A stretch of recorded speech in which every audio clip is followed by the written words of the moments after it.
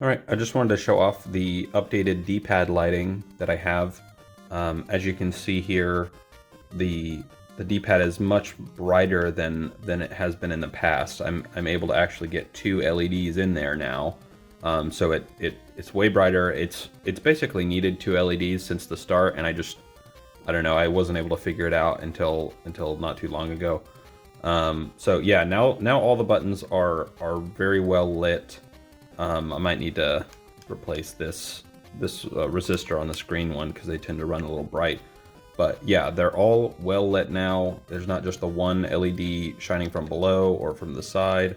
We have two from the side. So yeah, let me open it up and show you what it looks like on the inside, and then you can take that for what you will and see if you can implement that into your own build. So yeah, just 1 second. All right, so you can see right here I have this second LED on the D-pad. I put this one. This is like how I have it in the tutorial video, the long tutorial video.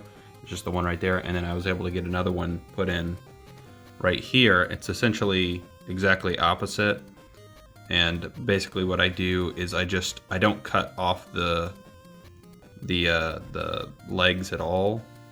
I just bend them at maybe a I don't know what angle that is, 30 degrees or something, but you can see it's pointing up and going across in that one, and you can see when it's on, it lights up the whole thing. But yeah, it just I put it in there, don't cut off the legs, and just like kind of place it in there and push it up against the side here and the screw post, and push it in there, and then hold it in and glue it in with hot glue, and then it stays there, and that works really well. It doesn't interfere with anything.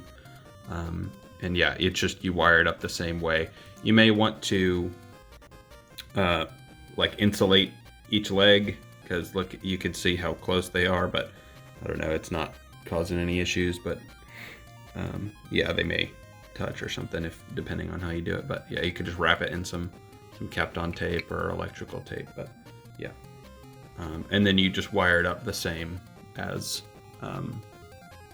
you would any other LED. So yeah, and then all the other LEDs are the same. So yeah, able to get that in there, and then this still is able to sit flat down, and there's no gap or anything. So yeah, hope that was helpful, and you can actually get that working in your build. But yeah, let me know if you have any questions about it, and I'll try and help you out. All right, thanks.